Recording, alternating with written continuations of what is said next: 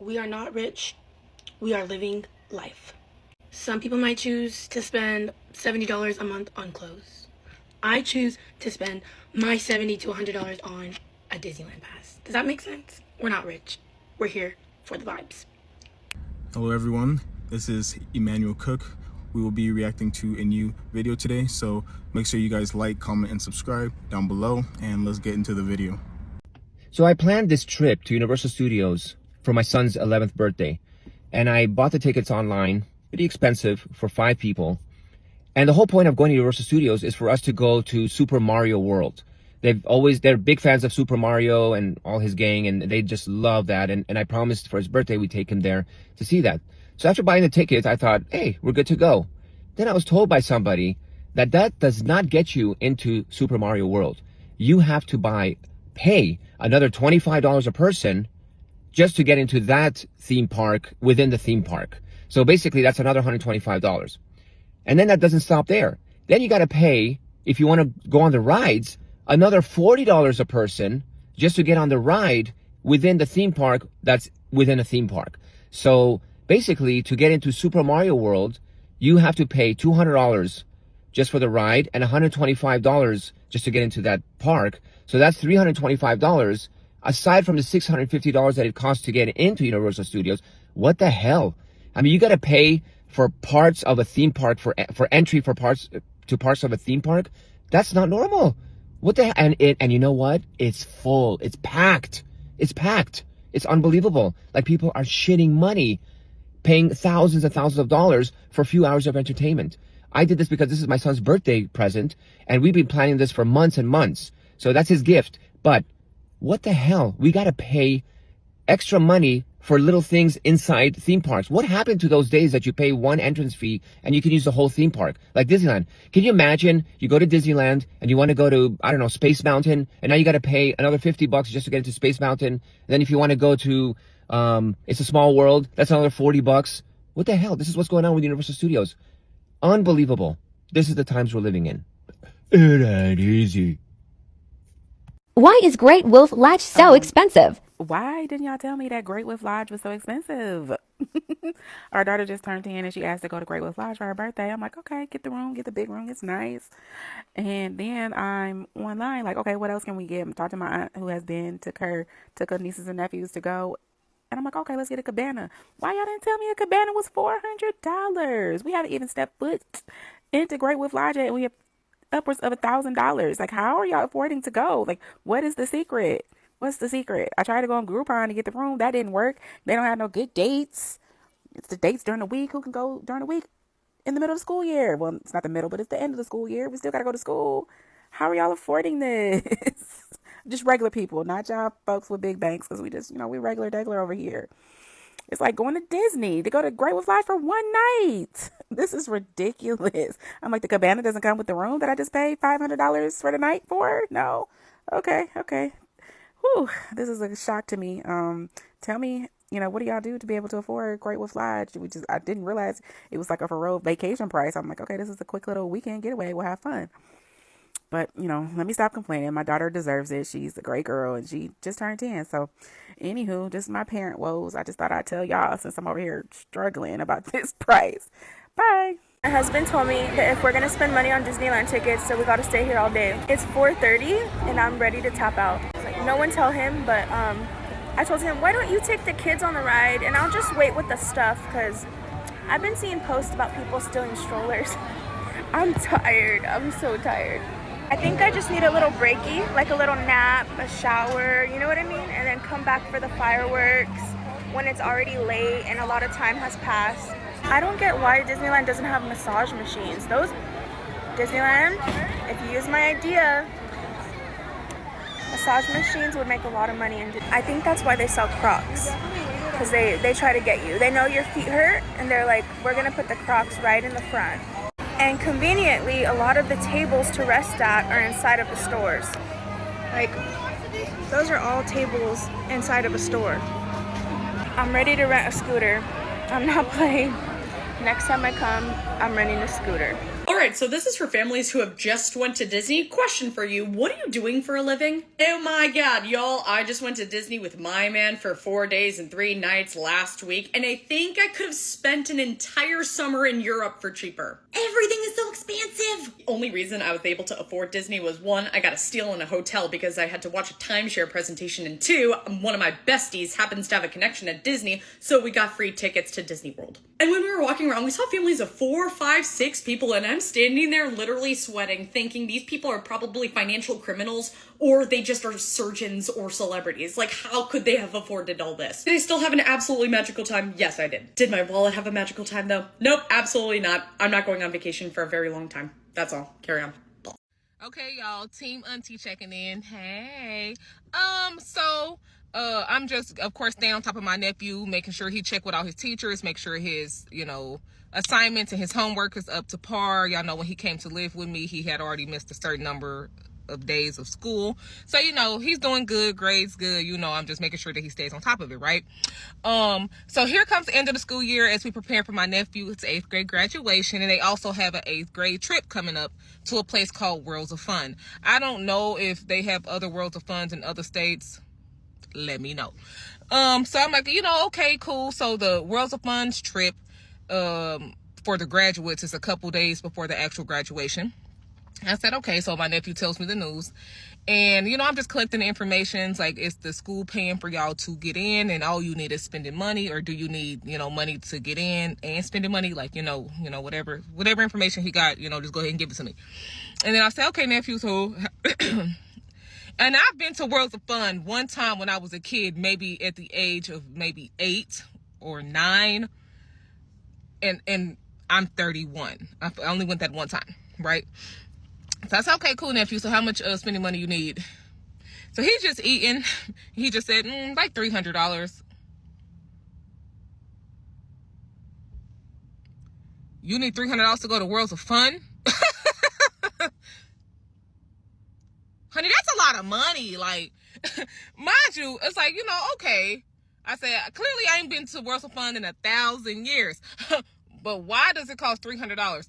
So I called my one friend, Ebony, hey girl. And so, we just laughing about the story. And she said, the funny thing is, friend, the nephew not lying. He need that $300 to spend at Worlds of Fun. I'm like, oh, okay. So everything is just like, mad expensive at Worlds of Fun. And I'm just like, woo, child, $300. I told my nephew, I'm going to give you $200 and you better make it work. He said, I can make it work. All I want is Panda Express. And if they don't have Panda Express where you're from, it's just, Chinese food. And I'm like, you can get Chinese food, nephew. You can get whatever it is you want. It just shocked me. Like, what? Do we really need $300 to go to Worlds of Fun? Let me know. I ain't been in years, y'all, since I was a child, honey.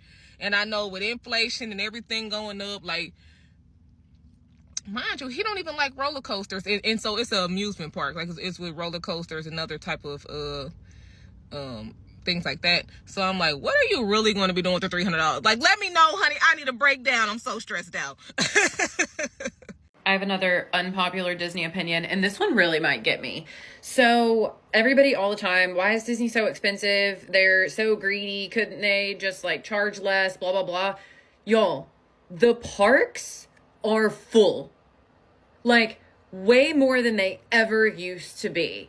I've been going to Disney for 26 years, and I've never consistently seen it like this. I truly think, let me send you down here. I truly think that they are having to put some crowd controls in place by jacking up the price. Now, is Disney a business? Yes.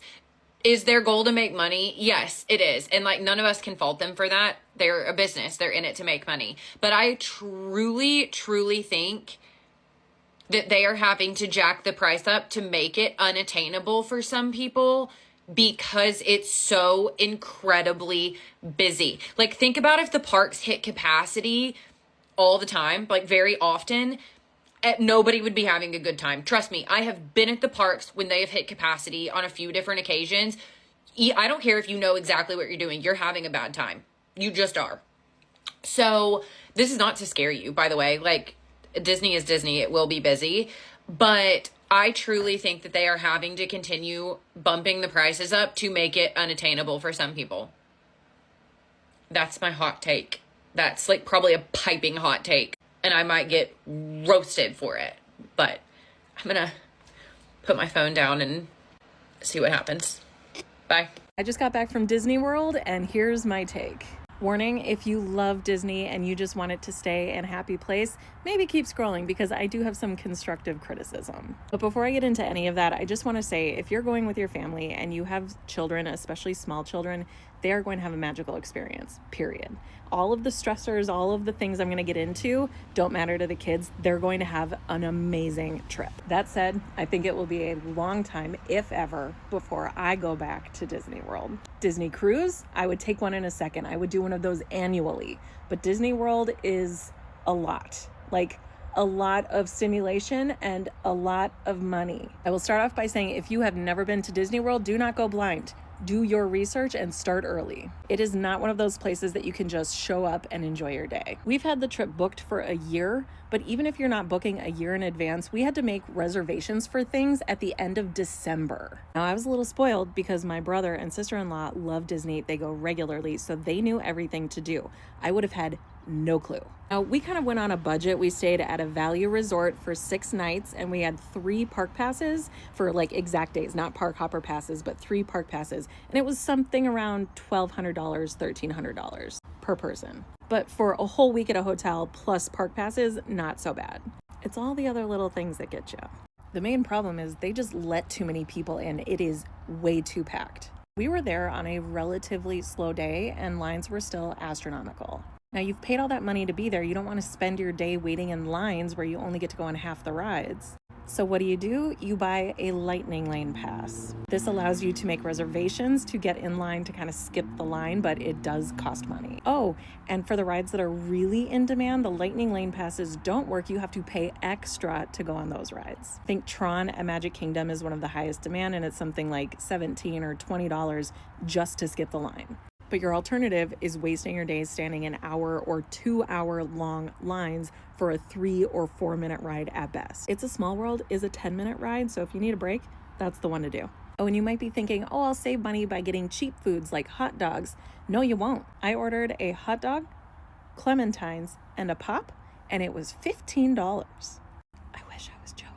Magic Kingdom has the most rides by far, and they for sure have the most rides for little kids. Magic Kingdom is that quintessential park that you think of with Cinderella's castle in the middle and fireworks at night and the main street and all the rides. We were in line for our first ride by 8 a.m. and we did not leave that park until 11 p.m. I don't think I could feel my feet. I was just gliding. And it's not the walking. The walking is not what gets you. It's standing in line. Standing on that concrete. That's what's going to get your feet and your back. Bring painkillers is what I'm saying. The second park that we went to was Animal Kingdom. This was much more my speed. It's much more chill. It's more lush. There's obviously like animals and safaris, but the lines are just as long. There are not as many rides, but there are some pretty cool rides. Like Everest is a really fun roller coaster. There's a really cool Avatar ride. Again, you need the lightning lane passes. There are more food options, so you at least feel like you're paying for like a more quality meal. And the park closed at 6 p.m., so they kick you out nice and early so you can go home and kick your feet up. And the third park that we went to, actually our group split up. One half went to Hollywood Studios, which is where the little kids went. There's a few extra rides there. It's probably better for little kids. And they have all of the Star Wars stuff at Hollywood Studios. And then me and my partner and my 13-year-old daughter went to Epcot. No regrets. We actually had a really great day at Epcot. The weather was perfect. It wasn't too busy. Like, it was busy. There were a few food stands that we skipped because the lines were just too long. It wasn't worth it. But with our lightning lane passes, we actually got through our rides pretty easily and got to enjoy tons of food from all around the world. And the light and fireworks show at Epcot is really cool. I will reiterate, every time you take a deep breath, it seems to cost $8, but you can bring food into the park. So if you do want to save money, you can pack your own lunches and bring your own snacks. Now, I mentioned that we were there for a whole week. We only went to 3 parks. So the day that we arrived, we just explored the resort. That Monday was a rest day for part of the family. And then myself and my group, we went to Universal Studios, which was super fun, exhausting, also expensive, but super fun. Tuesday, we did Magic Kingdom. Wednesday, we took a break. Magic Kingdom is a lot. It's a long day, so taking that break after Magic Kingdom is key. We actually went to the Cirque du Soleil show, which was pretty cool. And then we did Animal Kingdom and Epcot, and then we went home on Saturday. There are free shuttles to get you to all of the parks from your resort, so that is easy. Some take quite a while, some went really quickly, so it's not always the fastest option. Sometimes an Uber is faster. We also took a Mears coach from the airport to the resort and back. I wouldn't do that again. I would take an Uber for sure. But if you have little kids and you're worried about a car seat situation or you don't have a car seat, the coach is the way to go. It was $100 round trip for 3 of us. The resort itself was minimal. It had a pool, it had laundry, it had kind of a cafeteria style restaurant. So there wasn't like a sit down restaurant option at all. There was a bar, there was a gift shop, there was an arcade, and that's pretty much it. Rooms were fine. They were comfortable enough. They're pretty loud. You can hear your neighbors. Like, we could hear everyone going to the bathroom in the room next to us, which it felt really weird because you knew that they could hear you going too. But it was a roof over our head, it was convenient, and it was cheap. 90% of the issues could be solved if Disney capped the number of people that could get into the parks. They just get so overcrowded, then you're forced to get the lightning lanes. They can charge up the wazoo for food and everything else there. So while we had an excellent week, and I am so glad that I got that time with my family, I'm not going back, at least anytime soon. Let me know if you have any other questions. I can share anything about my experience. I've never ever been to an amusement park before. My family was very poor, so we hardly had any extra funds for any trips, really. As a kid, I only had one trip to Sacramento, California, I think it was the year 2010 or something like that. But other than that, never been to any of these theme parks. And I had no clue that it was this expensive. You have to pay for literally every area, I guess. So for this theme park and this theme park and this theme park, it sounds like it's not even worth it at this point. You know what I'm saying? And standing in those long lines for an hour, hour and a half, 2 hours. Some lines are like 2.5 hours. I don't understand why it's still so packed, even though it's so expensive. But I guess if you have kids or something like that, then, you know, it's a experience for them as a child. A quick reminder, please remember to like, comment, and subscribe down below. And let's continue the video. This is a frequent comment that I get all the time in my videos saying that Disney World is too expensive. And that may be the case depending on when you go and how large your family is, but I'm here to show you that it can be affordable. First off, Disney only requires $200 to book Disney packages. That's for Disney World and for Disneyland. You can make payments on your trip up until 30 days before you arrive. There's no set payment plan. You make payments as you see fit as long as it's paid in full by that date. And there are 10 different ways that you can save money right now at Disney World. If you're planning to go anywhere from now through June, there's an opportunity for you to save money in various ways.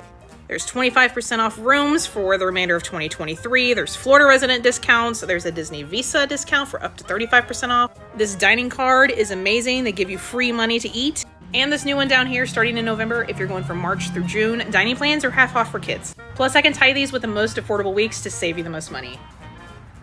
I am traumatized. I am a victim. My whole family are victims. I cannot believe how angry I am. I said to Aaron, I'm going to make a video about this. He's like, I'll make it later. I'm like, no, I need people to know how angry I am. And I feel the height of anger right now. If there is anywhere in the world I think you should not go, it's to Legoland in half term. And I don't mean like, oh, funny, it's like it was busy.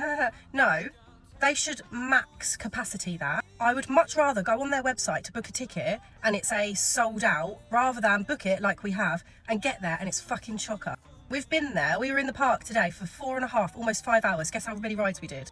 3 rides. The only thing that you don't have to queue for in the place is the toilets, and that's probably because kids are pissing themselves in the queue. We were queuing for so long. Like, my poor children, they did so well, but they were queuing for so long. A man come out from Legoland with a box of stuff, and I thought I was going to do like a little show for the kids because it's fucking long. No show. He's just clearing up piss. And I don't blame kids for doing it, because when you're in the queue, you can't leave the queue very easily to get back in, or to get back out and then to get back in. So in half terms, bearing in mind it's £38 to book ahead per ticket and like 68 on the door. So why don't they say, because it's half term, we'll make the tickets cheaper because you're not going to be able to get on many rides. Oh, and buy a fast pass, buy a jump the queue ticket. The jump the queue tickets were freaking long. And do you know what's cheaper than a fast pass? A school fine. Take your kids out of school to go, because there is absolutely no point in going in half term. 3 rides.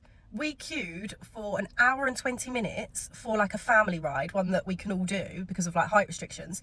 It literally lasted 3 minutes. We were queuing for so long. And it's so busy. We watched a bit of a show on our way through. It was like a mosh pit. Preston's skull was almost cracked open by someone dropping their crutch onto him. We positioned the kids so they could see the show, and then there was people standing on the fence in front of them. It's not enjoyable. I'm glad we've now got a nice meal and swimming, and then we have got another day there tomorrow. It was like, because we're doing a short break, you get your second day free. I'm pretty sure they only do it second day free is because after your first day, if you've got your second day booked, you'd be like, I'm not coming back, I want a refund. They'll be like, no, that's free, you can't have a refund.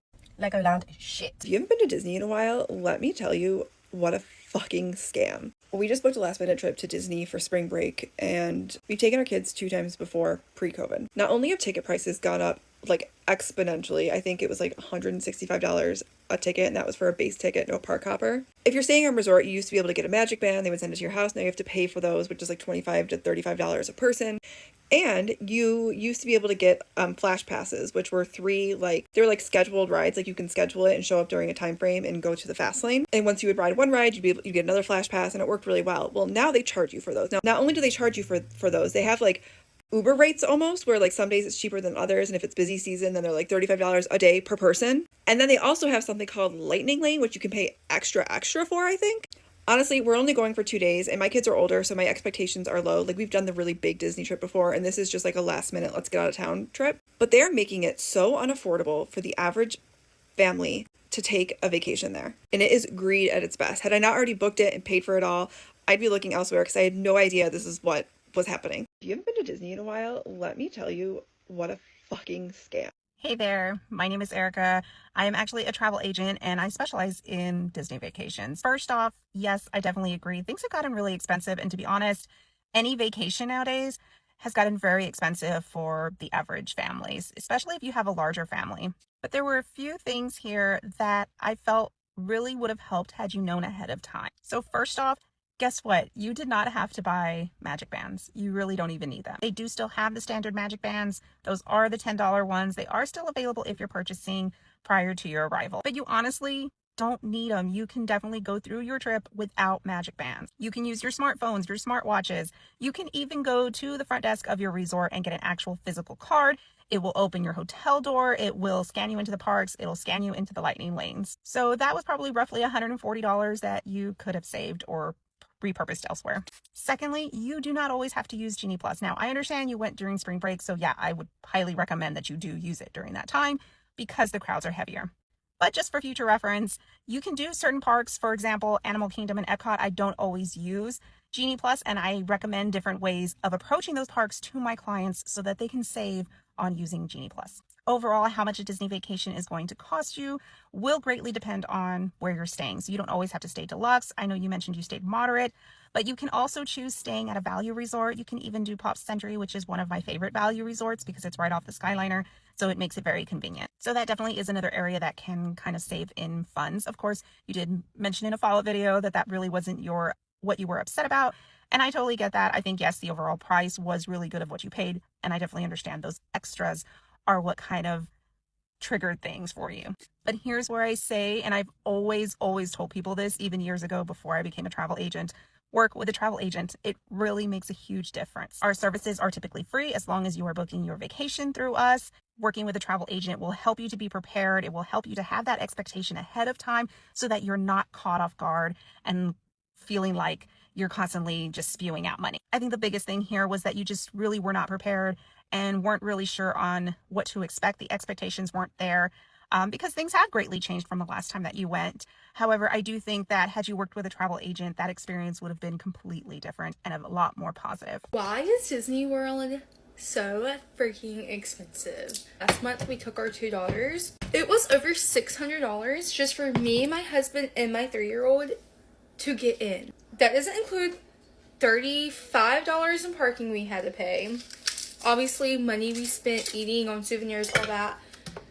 My 1-year-old was free because she's 1. I looked to see how much it would be if we had to pay for all 4 of us. We would never be able to afford it. I'm just kidding, we would, but people should not have to save years to go to Disney. My grandma loves to tell me how back in the day, Disney was for the average people, the average family.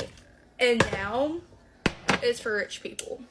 Just kidding. Like, if you have an annual pass or you go to Disney a lot, don't be offended. I'm joking, but like, kind of not at the same time, because what the actual heck? We live in South Carolina, so it's like not even an 8-hour drive for us. I would love to have an annual pass one day. I saw a car the other day that was from South Carolina, and they had the sticker on the back with the little Mickey Mouse ears, and it said annual pass holder. And I wanted to ask them, how do you afford it? What do you do for a living? I will go get a full-time job if it means I can be going to Disney 2 or 3 times a year. But honestly, I still don't think we'd be able to afford it. We went for one day, y'all. One day to one park. We went to Magic Kingdom.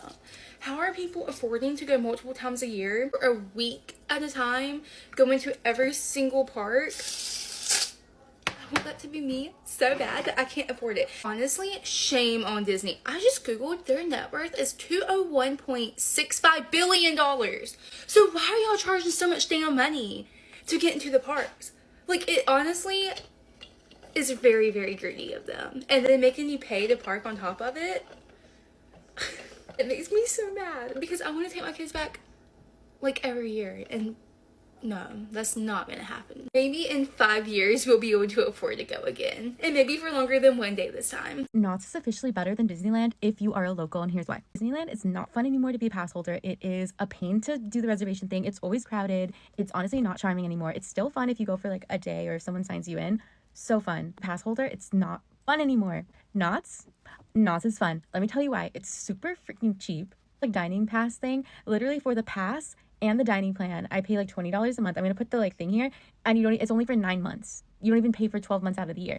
And if you buy it early, I think I bought it in September, you get that like 2024 and all of 2025. So you get like 3 months free of the pass and the dining plan. And with the dining plan, you can literally get 2 meals every single day. They just have to be 4 hours apart. So like, it could literally be a food plan. Like, I literally told my girlfriend that we were gonna eat there every single day this week for dinner. Like, all of our date nights are at Knott's, and Knott's is like kind of charming. It's kind of fun. There's like little live bands, like there's shows. The rides are kind of fun. It snowed today. Yesterday I got a loaded baked potato for dinner. It was incredible. Today I got a sourdough mac and cheese bowl with pulled barbecue pork on top, and I spent $0 because it was included in my meal pass. So anyway, I know there's going to be a whole bunch of haters in the comments, and trust me, I am still a Disney adult, okay? I'm a Disney adult. I am, okay? I never thought that I would ever say this, but I don't have a desire to get my Disneyland pass back again. It's not worth it anymore. I'm going to keep proving that Knott's is fun by posting my Knott's experiences. This is not a paid ad, but it could be. Knott's, hit me up. I'm going to be posting about Knott's so I can convince you all that Knott's is fun and it's worth it if you are a local. Come to Knott's. Actually, don't, because I don't want it to be that crowded. Don't come. Never mind. Welcome back, riders. How was your ride? I said, how was your ride, you guys? Get off. Get the fuck off, you guys. I'm trying to be fun. They make me say this. Your seatbelt's not working? Okay, in that case, we just advise that you hold on extra tight then. No. You guys are banned from this ride. I saw you guys making out under the misters in line earlier, alright? Next. Nuh-uh. Too short. I can tell just by looking. I'm 42. Okay, short king. You still can't ride. Wait, is this ugly one you? It kind of looks like you. Honestly, you guys might want to ride again for a retake. How many are in your group? 12? Nuh-uh. Okay, you guys gotta split up. It's giving cult. Honestly, do you wanna know the truth? I get paid $8 an hour, and it's like kind of crazy to me that they even trust me to run the ride. So, like, frankly, I don't care that you waited 40 minutes in line. Fortunately, I can't go get your phone that you dropped because you were trying to film a vlog. No, because like, I'm actually just not really in the mood to get murdered today. Fast lane? Whoa, not your turn, poor disease. Rich people are going. Come on. Fun fact, I've actually heard this song 12 times today, and it makes me want to kill myself. The gentrification of fun is something that does not get talked about enough. What they're talking about is the idea that the various things we used to be able to go out and do for fun for a relatively affordable price have had all the prices jacked up way higher because the rich understand that entertainment is one of those escapes that we can't do without.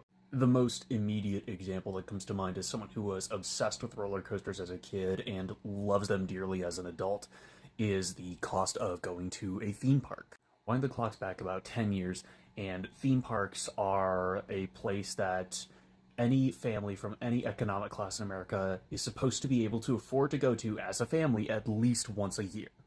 Average admission cost per person for someone over the age of 12 is $40, which sounds like it's still a lot, but keep in mind for the average middle-class family in the 2010s, it's still very doable. Hell, if you're a teenager with your own job, you can essentially pay for a season pass with a single paycheck, and within going twice, it pays for itself, because the average cost of a season pass is about 1.5 times a day's admission. Fast forward to today. Admission costs for theme parks have doubled, with no ostensible reason other than the fact that, at least in the United States, they are controlled by one of two companies outside of the Disney parks, Cedar Fair and Six Flags. Those companies have now merged, which means that price is going to go up even higher. Season passes have also doubled in price. Parking alone has gone from, maybe $15-20 if you didn't order it in advance to $40 to park for a day. Everything from admission to parking to concessions to benefits inside the park has doubled in price, with, again, no real reason for it other than the companies want to make more money and they know they can force their customers to pay more money, because where else are you going to go to get the kind of thrills they offer? The whole industry has agreed that this is the new pricing they're setting, so they don't have to compete with anyone. And they do all of this while progressively paying their employees less and less, spending less money on ride maintenance, which is why you see things like the nearly catastrophic strut break on Fury 325. And all while saying, oh, we're improving your experience for this cost. And again, the worst part of this is that theme parks were supposed to be something that any average American family was able to attend at least once a year as a family as a special summer treat. And now it's not really that affordable anymore. And I am predicting within about 5 years of Six Flags and Cedar Fair completing their merger that the average admission cost of a theme park is going to be somewhere around $100 to $120 a person for one day. I appreciate you guys watching the video today. Please make sure to like, comment, and subscribe down below, and I'll see you guys in the next video.